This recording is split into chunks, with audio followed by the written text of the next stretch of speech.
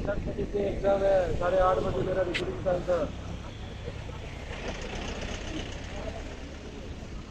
अरे यहाँ पे है ना भूतगंग नगर जरूर एयरपोर्ट नियर बाय।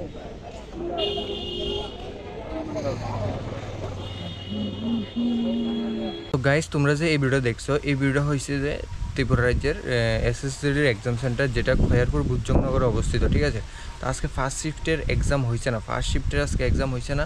তো সেকেন্ড শিফট এবং থার্ড শিফট হইব কি না সেটার কোনো আশা নাই বা আশা রাখতেও পারো। তো তোমরা যাদের যাদের এক্সাম আছে সেকেন্ড শিফট এবং থার্ড শিফট তোমরা অবশ্যই যাইবা, ঠিক আছে।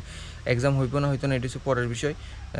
তো আজকে এক্সামটা কিল্লিগা হয়েছে না ত্রিপুরা রাজ্যে, আদার স্টেটে হয়তো বা হয়েছে কিন্তু ত্রিপুরা রাজ্যে হয়েছে না। তো কিল্লিগা হয়েছে না এটার কোনো রিজন আমরাও জানা নাই।